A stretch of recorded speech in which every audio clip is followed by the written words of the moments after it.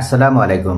12 শ্রেণীর জমি সম্পূর্ণভাবে ক্রয় বিক্রয় নিষিদ্ধ হয়ে গেল এবং এই 12 শ্রেণীর জমি কোনোভাবেই কিন্তু ক্রয় বিক্রয় করা যাবে না। অর্থাৎ সকল অবস্থায় যে কোনো সিচুয়েশনেও এই 12 শ্রেণীর জমি ক্রয় বিক্রয় করা থেকে নিজেদেরকে বিরত রাখতে হবে। কোন সেই 12 শ্রেণীর জমি, যে 12 শ্রেণীর জমি ক্রয় বিক্রয় নিষিদ্ধ হয়ে গেল, আজকের ভিডিওতে সে সম্পর্কে আমি বিস্তারিতভাবে আলোচনা করব। 1 নম্বরে উত্তরাধিকার সম্পত্তি। মনে রাখবেন ভিউয়ার্স, উত্তরাধিকার সম্পত্তি ক্রয় করার পূর্বে বা উত্তরাধিকার সম্পত্তি যদি কোনো ব্যক্তি বিক্রয় করতে চায়, সেক্ষেত্রে অবশ্যই সতর্কতা অবলম্বন করতে হবে। কেননা বর্তমানে উত্তরাধিকার সম্পত্তি যদি কোনো ব্যক্তি বিক্রয় করতে চায়, তাহলে অবশ্যই তার বাটোয়ারা বা বন্টনামা দলিল থাকা লাগবে। অন্তর্বর্তীকালীন সরকারের পক্ষ থেকে বাটোয়ারা দলিলটিকে সম্পূর্ণভাবে বাধ্যতামূলক করে দেওয়া হয়েছে এবং এক্ষেত্রে পরিপত্র প্রকাশ করার মাধ্যমে উত্তরাধিকার সম্পত্তি বিক্রয় করা এবং ক্রয় করা থেকে নিষেধাজ্ঞা প্রদান করা হয়েছে। যদি কোনো ব্যক্তি উত্তরাধিকার সম্পত্তি বিক্রয় করতে চায়, তাহলে যেমন তার বাটোয়ারা বা বন্টনামা দলিল থাকা লাগবে, ঠিক তেমনইভাবে যদি কোনো ব্যক্তি ওই উত্তরাধিকার সম্পত্তি ক্রয় করতে চায়, তাহলেও তাকে কিন্তু এই বাটোয়ারা বা বন্টনামা দলিল নিশ্চিত করার মাধ্যমেই কেবল ক্রয় করতে হবে। তবে এখানে একটি দিক থেকে বাটোয়ারা বা বন্টনামা দলিল ছাড়াও জমি বিক্রয় করা যাবে। যদি কোনো ব্যক্তি তারা যদি একাধিক ওয়ারিশ মিলে কোনো সম্পত্তির মালিকানা পেয়ে থাকে, সেক্ষেত্রে ওই সম্পত্তি যতটুকু, সেই পরিমাণ সম্পত্তি যেহেতু সকল অংশীদারদেরই সেখানে অংশ থাকে, তারা সকলে মিলে যদি ওই সম্পত্তি নিজেদের নামে নামজারি করার মাধ্যমে বিক্রয় করতে চায়, তাহলে তারা খুব সহজেই ওই সম্পত্তিটা তারা বিক্রয় করতে সক্ষম হবে। অর্থাৎ মনে রাখতে হবে যে নামজারি যদি না করে, তাহলে তারা জাস্ট ওয়ারিশান সনদ দেখানোর মাধ্যমে ওই সম্পত্তি বিক্রয় করতে পারবে। আর যদি কোনো ব্যক্তি এককভাবে সম্পত্তি বিক্রয় করতে চায়, অন্য অংশীদারদের অনুমতি না নিয়ে বা অন্য অংশীদারদের সাপোর্ট ছাড়া, তাহলে অবশ্যই তাকে ওই সম্পত্তি নিজের নামে নামজারি করতে হলে বাটোয়ারা বা বন্টনামা দলিল থাকা লাগবে। আর এই বাটোয়ারা বা বন্টনামা দলিল ছাড়া কোনো ব্যক্তি এই সম্পত্তি এখন থেকে আর বিক্রয় করতে পারবে না। দ্বিতীয় পর্যায়ে নামজারিবিহীন সম্পত্তি। এখন কোনো ব্যক্তি ক্রয় সূত্রে জমির মালিকানা লাভ করেছে এবং ক্রয় সূত্রে জমির মালিকানা লাভ করার পর তার বৈধ একটি দলিলও আছে, কিন্তু তার শুধু দলিল থাকলেই হবে না। অর্থাৎ শুধুমাত্র দলিল ব্যবহার করে ওই ব্যক্তি জমিটা বিক্রয় করতে পারবে না। এবং যদি কোনো ব্যক্তি ওই সম্পত্তি ক্রয় করে থাকে, তাহলেও তিনি শুধুমাত্র দলিল থাকার কারণে ওই ব্যক্তির কাছ থেকে জমিটা রেজিস্ট্রেশনও করে নিতে পারবে না।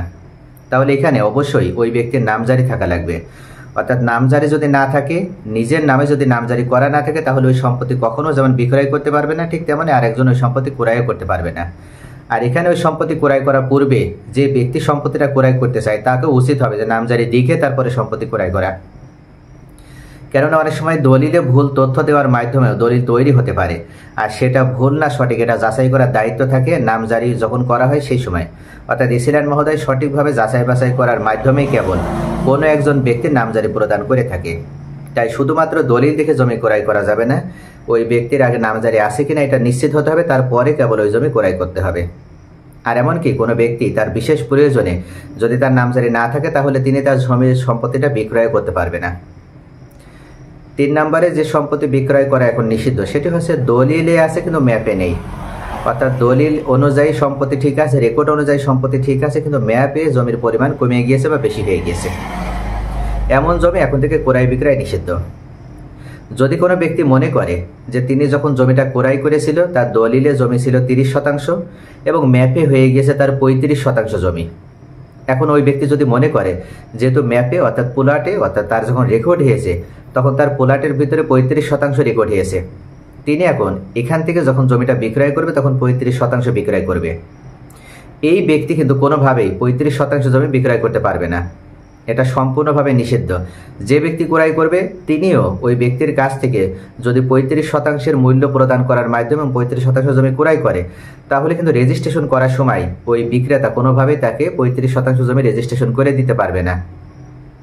তাই মনে রাখবেন, দলিলের সাথে ম্যাপের যদি সামঞ্জস্য না থাকে, দলিলের সাথে রেকর্ড খতিয়ানের সাথে ম্যাপের যদি সামঞ্জস্য না থাকে, তাহলে এই অসামঞ্জস্য জমি কোনোভাবেই এখন থেকে ক্রয় বিক্রয় করা যাবে না। এখানে যে ব্যক্তি 30% তার দলিল অনুযায়ী জমি বা রেকর্ড অনুযায়ী জমি, কিন্তু ম্যাপে তার যতটুকুই থাক তিনি এখন এই 30% জমি বিক্রয় করতে পারবে। আবার অনেক সময় দেখা যায় যে অনেক ব্যক্তির জমির পরিমাণ দলিল থেকে কমে যায়, অর্থাৎ ওই ব্যক্তি তিনি 30% জমি ধরে নিয়ে ক্রয় করেছিল, কিন্তু তার দলিলে যখন ম্যাপ তৈরি হয়েছে, তার এলাকায় যখন রেকর্ড পরিচালিত হয়েছে, তখন ম্যাপে হয়ে গেছে 25%। এখন ওই ব্যক্তি যদি মনে করে যে তিনি 30% জমি বিক্রয় করবে, তাহলে খুব ভালোভাবে তিনি 30% জমি বিক্রয় করতে পারবে, যেহেতু দলিলে আছে, আবার রেকর্ড খতিয়ানও আছে, আবার তিনি যখন নামজারি করেছেন নামজারিতেও তিনি আর 30% আছে। এদিক থেকে তিনি সব দিক থেকেই পারফেক্ট, অর্থাৎ উনি 30% চাইলে বিক্রয় করতে পারবে।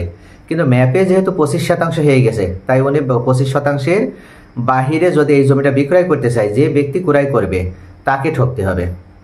অর্থাৎ যে ব্যক্তি জমিটা জাস্ট দলিল এবং রেকর্ড দেখার মাধ্যমে জমিটা 30% ক্রয় করবে, তিনি কিন্তু বাস্তবে দখলে পাবে 25%।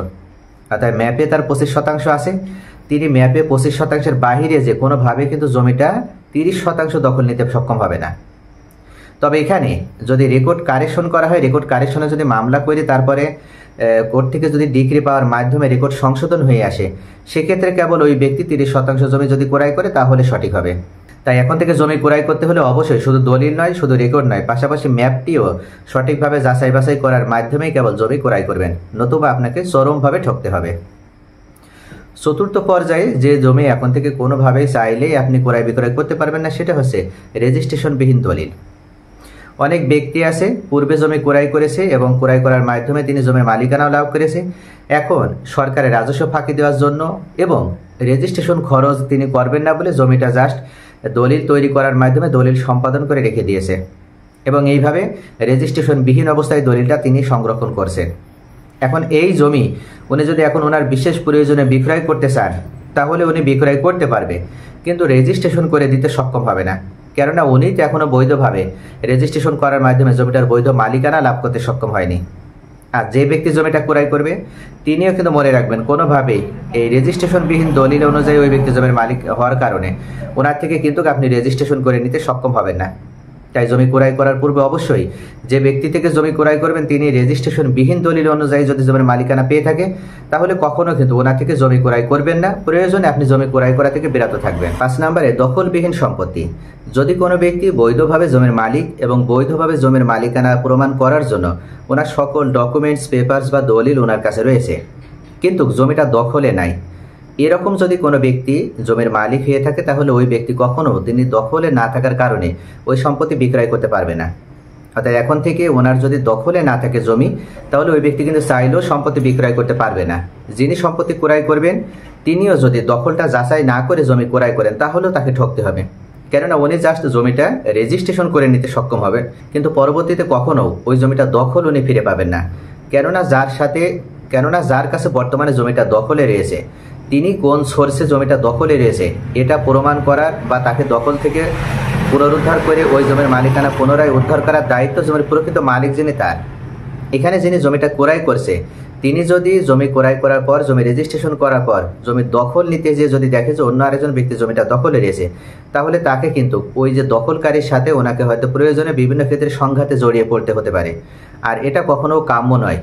তাই অবশ্যই যে ব্যক্তি জমির প্রকৃত মালিক তিনি আগে জমিটা দখল পুনরুদ্ধার করার মাধ্যমে, যখন দখল উনি পুনরুদ্ধার করতে সক্ষম হবেন, তবেই কেবল জমিটা উনি বিক্রয় করতে পারবেন। আর যিনি ক্রয় করবেন তিনিও কিন্তু এই বিষয়টি যাচাই বাছাই করার মাধ্যমে কেবল জমিটা ক্রয় করতে সক্ষম হবেন। আর তিনিও কিন্তু এই বিষয়টা যাচাই বাছাই করার মাধ্যমে যদি জমিটা ক্রয় করেন, তাহলে ওনার ক্রয় করার পরে কোনো অসুবিধা হবে না। তাহলে এটা কিন্তু অবশ্যই মাথায় রাখবেন, জমি ক্রয়ের পূর্বে শুধুমাত্র দলিল বা ডকুমেন্টস দেখে জমি ক্রয় করলেই হবে না, জমিটার সঠিক দখল আছে কিনা এটাও যাচাই করে দেখতে হবে, নতুবা ওই সম্পত্তি ক্রয় বিক্রয় করা থেকে বিরত থাকতে হবে। 6ষ্ঠ পর্যায়ে মামলা চলাকালীন বা মামলা চলমান রয়েছে এমন জমি। যদি দেখেন যে কোনো ব্যক্তি জমি বিক্রয় করতে চাচ্ছে কিন্তু সেই জমিতে মামলা চলমান রয়েছে, এক্ষেত্রে কখনো কিন্তু ওই সম্পত্তি ক্রয় করা যাবে না। অর্থাৎ এখন থেকে এই সম্পত্তি ক্রয় বিক্রয় সম্পূর্ণভাবে নিষিদ্ধ। যে ব্যক্তি সম্পত্তিটা বিক্রয় করতে চাচ্ছে তিনি যে উদ্দেশ্যে জমিটা বিক্রয় করতে চাক, তো না কিন্তু উদ্দেশ্য মনে করতে হবে যেখানে সঠিক না এটা ভুল। কেননা সম্পত্তিতে যদি মামলা চলমান থাকে, তাহলে সেই মামলার রায় কি হবে আপনি বা আমরা কেউই জানি না, এটা জানার দায়িত্ব বিজ্ঞ আদালতের। এমনও হতে পারে যে আপনি যে ব্যক্তি থেকে জমি ক্রয় করেছেন, মামলায় পরবর্তীতে যখন রায় আসবে তখন ওই ব্যক্তির মালিকানায় হয়তো আর থাকছে না। তাই অবশ্যই যদি কোনো জমিতে মামলা চলমান থাকে, তাহলে সেই মামলা চলমানকৃত জমি কখনো ক্রয় বিক্রয় করা যাবে না।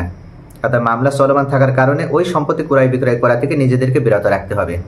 মামলা নিষ্পত্তি হবে, মামলা রায় আসবে এবং মামলা রায় আসার মাধ্যমে যখন জমিটা সংশোধন হবে তখন সেই সম্পত্তি ক্রয় বিক্রয় করা যাবে। সপ্তম পর্যায়ে শুধুমাত্র রেকর্ডে নাম আছে এমন সম্পত্তি ক্রয় করা থেকে বিরত থাকতে হবে।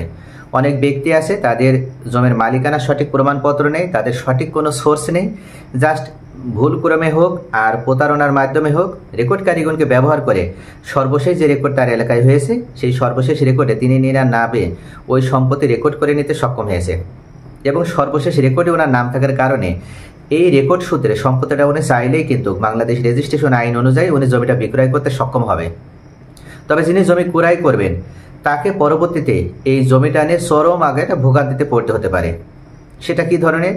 কারণ হচ্ছে যে ব্যক্তির নামে সর্বশেষ রেকর্ডে নাম এসেছে, এই সর্বশেষ রেকর্ডে ওনার নামটা কিভাবে এসেছে এটা যিনি ক্রয় করছে তিনি যদি যাচাই বাছাই করে নেওয়ার মাধ্যমে জমিটা ক্রয় না করে থাকেন তাহলে তো এমনও হতে পারে যে ব্যক্তির নামে সর্বশেষ রেকর্ডে নাম এসেছে এই রেকর্ডে ওনার নাম এসেছে সম্পূর্ণভাবে ভুল পদ্ধতিতে, অর্থাৎ সম্পূর্ণভাবে অবৈধ পদ্ধতিতে। এখন ইলিগাল পদ্ধতিতে রেকর্ডে নাম এসেছে, জমির প্রকৃত মালিক যাদেরকে ঠকিয়ে ওনার নামে জমিটা রেকর্ড হয়েছে তারা যদি কোর্টের দ্বারস্থ হয় এবং এই রেকর্ড সংশোধনের জন্য যদি মামলা দায়ের করে, তাদের জমির সত্ত্ব ফিরিয়ে নেওয়ার জন্য যদি বিজ্ঞ আদালতে শরণাপন্ন হয়ে মামলা দায়ের করে, তাহলে কোর্ট থেকে যদি প্রকৃত মালিকদের পক্ষে ডিক্রি বা রায় দেওয়া হয় তাহলে যার নামে সম্পত্তিটা বর্তমানে রেকর্ডে আছে তিনি কিন্তু যখন ওই সম্পত্তি ওনার বিরুদ্ধে রায় আসবে তখন উনি আর ওই সম্পত্তি দখল ধরে রাখতে সক্ষম হবে না, রেকর্ড সংশোধন হয়ে যাবে, জমির প্রকৃত মালিক যারা তারা জমির মালিকানা ফিরে পাবে। এখন সর্বশেষ রেকর্ড থেকে যদি এখন সর্বশেষ রেকর্ডে নাম আছে বলে ওই সম্পত্তি যদি আপনি ক্রয় করেন তাহলেও কিন্তু আপনার দলিল থাকলেও, আপনি জমিটা দখলে থাকলেও, আপনি সরকারকে খাজনা প্রদান করলেও কিন্তু আপনি সম্পত্তিটা দখল ধরে রাখতে সক্ষম হবেন না আপনার দলিল থাকলেও। কেননা আপনি যার থেকে জমিটা ক্রয় করেছেন তার সোর্স সঠিক নয়, তার সোর্সটাই তো অবৈধ বা ভিত্তিহীন। 8 নম্বরে খাস জমি। খাস জমি সাধারণত সরকারের পক্ষ থেকে বন্দোবস্ত প্রদান করা হয় 99 বছরের জন্য এবং এই সম্পত্তি ভূমিহীনদের মাঝে বন্দোবস্ত প্রদান করেন সরকারের পক্ষ থেকে জেলা প্রশাসক মহোদয়। সরকারের পক্ষ থেকে খাস জমি দেখাশোনা করার দায়িত্ব থাকে প্রত্যেকটা জেলা পর্যায়ে জেলা প্রশাসক মহোদয়দের। অনেকের কাছে এই সম্পত্তি যখন বন্দোবস্ত দেওয়া হয় তখন অনেক ভূমিহীন ব্যক্তি আছে তারা এই সম্পত্তিটা যখন তাদের এলাকায় রেকর্ড আসে নিজেদের নামে তারা রেকর্ডও করে নেয়। পরবর্তীতে তারা যখন মনে করে যে এই সম্পত্তির খাজনা তারা প্রদান করছে, তাদের নামে রেকর্ড হয়ে গেছে, এখন তারা এই সম্পত্তি চাইলে অন্য আরেকজনের কাছে বিক্রয় করে দিতে পারবে। এভাবে যদি কোনো ব্যক্তি কোনো খাস জমি বিক্রয় করতে চায় তাহলে মনে রাখবেন যে খাস জমি কিন্তু কখনো ক্রয় করাও যাবে না, আবার বিক্রয়ও করা যাবে না, অর্থাৎ খাস জমি সম্পূর্ণভাবে ক্রয় বিক্রয় নিষিদ্ধ। যদি কোনো ব্যক্তি খাস জমি ক্রয় বিক্রয় করতে চায় সেক্ষেত্রে অবশ্যই উভয়ে দণ্ডনীয় অপরাধী হবে। তাই খাস জমি ক্রয় বিক্রয় করা থেকে নিজেদেরকে বিরত রাখতে হবে। অনেক ব্যক্তি আছে তারা খাস জমি বিক্রয় করে এবং পরবর্তীতে খাস জমি যে ব্যক্তি ক্রয় করে তিনি আবার ওই সম্পত্তি নিজের নামে রেকর্ড করে নেয়। খাস জমি শুধুমাত্র বন্দোবস্ত দেওয়া হয় চাষাবাদের জন্য, সেটা ভোগ দখলের জন্য, কিন্তু কখনো হস্তান্তর করার জন্য নয় বা সেই সম্পত্তিতে স্থায়ী কোনো প্রপার্টি তৈরি করার জন্য নয়। অর্থাৎ মনে করতে হবে যে খাস জমিটা শুধুমাত্র আমাদেরকে ভোগ দখলের জন্য গভর্নমেন্ট প্রদান করেছে। 9 নম্বরে অর্পিত সম্পত্তি। যদি কোনো ব্যক্তির ভিতরে অর্পিত সম্পত্তি থাকে তাহলে এই অর্পিত সম্পত্তি যতক্ষণ পর্যন্ত পুরোপুরি নামজারি না করা হচ্ছে বা সরকারের কাছ থেকে যতক্ষণ পর্যন্ত নামজারি করে নিতে সক্ষম না হচ্ছে ততক্ষণ পর্যন্ত ওই অর্পিত সম্পত্তি ক্রয় বিক্রয় করা থেকে নিজেদেরকে বিরত রাখতে হবে। অর্থাৎ বাংলাদেশ সরকারের পক্ষ থেকে স্পষ্টভাবে জানিয়ে দেওয়া হয়েছে যে অর্পিত সম্পত্তি কোনো ব্যক্তি চাইলেই যেমন বিক্রয় করতে পারবে না, ঠিক তেমনই ভাবে যে ব্যক্তি উনি ক্রয় করতে চাইবে তাকেও ঠকতে হবে। তবে অর্পিত সম্পত্তি যদি নামজারি হয়ে যায় তফসিলভুক্ত তাহলে নামজারি করে নিলে উনি ওই সম্পত্তি তখন পুরোপুরিভাবে নিজের মালিকানায় নিয়ে নিতে পারলেন, উনি চাইলেই তখন ওই সম্পত্তি বিক্রয় করতে পারবে। আর যদি তফসিলভুক্ত অর্পিত সম্পত্তি হয়ে থাকে তাহলে অবশ্যই মামলা করার মাধ্যমে অর্থাৎ কোর্টে মামলা দায়ের করার মাধ্যমে তারপরে তফসিল থেকে অবমুক্ত করিয়ে নেওয়ার পরে কেবল ওই সম্পত্তি যখন ওনার নিজের পুরোপুরি মালিকানায় চলে আসবে তখন ওই ব্যক্তি চাইলে সম্পত্তি বিক্রয় করতে পারবে। অবশ্যই জমি ক্রয় করার পূর্বে এটা সতর্কতার সাথে বিবেচনা করতে হবে। আপনি যখন জমি ক্রয় করবেন তখন অর্পিত সম্পত্তি কিনা সেটা যাচাই বাছাই করে নেওয়ার মাধ্যমে কেবল সম্পত্তি ক্রয় করবেন। 10 নম্বরে সরকারি অ্যাকোয়ার্ড জমি। সরকার বিভিন্ন সময়ে জমি অধিগ্রহণ করে থাকে এবং একটা নির্দিষ্ট কোনো প্রকল্প পরিচালনা করার জন্য এই সম্পত্তি তারা অধিগ্রহণ করে। এই অধিগ্রহণকৃত সম্পত্তি অনেক সময় দেখা যায় যে সরকারের সেই প্রকল্প যখন শেষ হয়ে যায় তখন পরিত্যক্ত অবস্থায় রেখে ওনারা ওনাদের প্রকল্প গুটিয়ে নেয়। এখন এই সম্পত্তি পরিত্যক্ত অবস্থার সুযোগ নিয়ে ওই সম্পত্তি যাদের কাছ থেকে অধিগ্রহণ করা হয়েছিল সেই সমস্ত ব্যক্তিরাই আবার এখন ভোগ দখল করতে থাকে। যেহেতু পরিত্যক্ত অবস্থায় রয়েছে তার কারণে ওনারা আবার সম্পত্তিটা ভোগ দখল করে।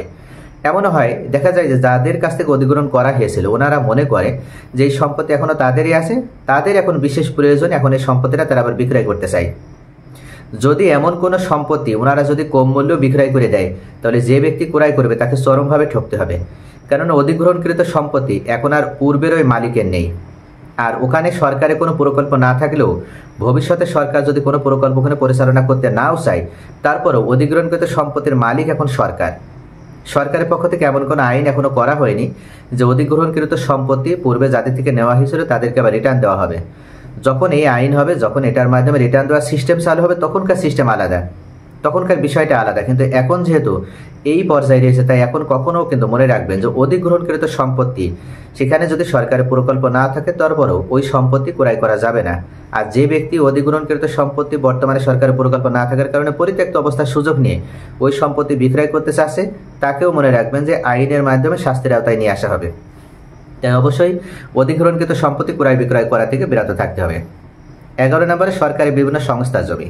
যেমন বাংলাদেশের সরকারি বিভিন্ন সংস্থা বলতে যেমন পানি উন্নয়ন বোর্ড আছে, বন বিভাগ আছে, সড়ক ও জনপদ অধিদপ্তর আছে, রেল অধিদপ্তর আছে, এই সমস্ত সরকারি বিভিন্ন সংস্থার জমি আছে। আর এই জমিগুলো অনেক ব্যক্তি আছে তারা অবৈধভাবে দখল করে সেখানে বিভিন্ন ধরনের প্লটের ব্যবসা করে, বিভিন্ন ধরনের ব্যবসা প্রতিষ্ঠান তৈরি করে, বিভিন্ন মূল্যবান স্থায়ী কোনো প্রপার্টি তৈরি করে। এভাবে দেখা যায় যে অনেক ব্যক্তি তারা সরকারি এই সংস্থার জমিগুলো রাতারাতি দখল করে নেয়। এমন অবৈধভাবে যারা দখল করে, এমনকি ফলস দলিল বা জাল দলিল তৈরি করার মাধ্যমে ওই সম্পত্তি যারা এখন বর্তমানে আরেকজনের কাছে বিক্রয় করতে চায়, মনে রাখবে যে এই সম্পত্তি এখন থেকে ক্রয় বিক্রয় সম্পূর্ণভাবে নিষিদ্ধ। তাই এই সম্পত্তি কখনো কিন্তু ক্রয় করা যাবে না। আর যে ব্যক্তি বিক্রয় করতে চাচ্ছে তিনিও ইললিগাল, অর্থাৎ অবৈধভাবে তিনি মালিক, তাই তার কাছ থেকে এই সম্পত্তি যেমন ক্রয় করা যাবে না, ঠিক তেমনই এমন সম্পত্তি যদি কেউ বিক্রয় করতে চায় তাহলে তাকেও কিন্তু আইনের আওতায় নিয়ে আসতে হবে, তাকেও ধরিয়ে দিতে হবে। তাহলে অবশ্যই মনে রাখবেন যে সরকারি বিভিন্ন সংস্থার জমি কখনো কিন্তু জোরপূর্বক দখল করে বা পরিত্যক্ত অবস্থার সুযোগ নিয়ে, পতিত অবস্থার সুযোগ নিয়ে সম্পত্তি কেউ যদি দখল করে সেখানে ফলস দলিল তৈরি করার মাধ্যমে যদি ওই সম্পত্তির মালিক হতে চায়, তাহলে এটা সম্পূর্ণভাবে অবৈধ। 12 নম্বরে জোর জবরদখলকারী, যে ব্যক্তি জমি জোর জবরদখল করার মাধ্যমে, ক্ষমতা ব্যবহার করার মাধ্যমে এতদিন জমির মালিকানা লাভ করেছে, ওই ব্যক্তির কাছ থেকে সম্পত্তি ক্রয় করা যাবে না। অর্থাৎ বিগত সময় দেখা গিয়েছে যে বিগত বিভিন্ন রাজনৈতিক সরকার তারা ক্ষমতায় থাকাকালীন তাদের রাজনৈতিক ছত্রছায়ায় অনেক ব্যক্তি আছে তারা জোরপূর্বক অনেক প্রকৃত মালিকের কাছ থেকে জমি তারা জোরপূর্বক ছিনিয়ে নিয়েছে। এক প্রকার অস্ত্রের সামনে দাঁড়ান করে ছিনিয়ে নিয়েছে। আবার এমনও হয়েছে যে তারা জোরপূর্বক দখল করে নিয়েছে, তাদেরকে বাধ্য করেছে দলিলে স্বাক্ষর দিতে। এভাবে অনেক ব্যক্তিকে ভিকটিম বানিয়ে জমির মালিক হয়েছে অনেক ব্যক্তি। এ ধরনের যারা জোর জবরদস্তের মাধ্যমে জমির মালিকানা লাভ করেছিল, এখন তারা এই সম্পত্তি চাইলে বিক্রয় করতে পারবে না, এবং যে ব্যক্তি ওই সম্পত্তি ক্রয় করবে তাকেও কিন্তু পরবর্তীতে ঠকতে হবে। কেননা সরকারের পক্ষ থেকে এখন কিন্তু যারা জমির প্রকৃত মালিক তারা যদি বিজ্ঞ আদালতে শরণাপন্ন হয়, প্রশাসনের শরণাপন্ন হয়, তাহলে তাদের কাছ থেকে এই সম্পত্তি যারা ছিনিয়ে নিয়েছিল, অবৈধভাবে যারা এতদিন দখল করে রেখেছিল, তাদের কাছ থেকে দখল মুক্ত জমির প্রকৃত মালিকদের কাছে ওই সম্পত্তি ফিরিয়ে দেওয়ার ব্যবস্থা করা হয়েছে। তাহলে ব্যাস আশা করি বুঝতে পারছেন যে কোনোভাবেই কিন্তু এই 12 শ্রেণীর সম্পত্তি এখন ক্রয় বিক্রয় করা যাবে না। এই 12 শ্রেণীর সম্পত্তি সম্পূর্ণভাবে ক্রয় বিক্রয় নিষিদ্ধ।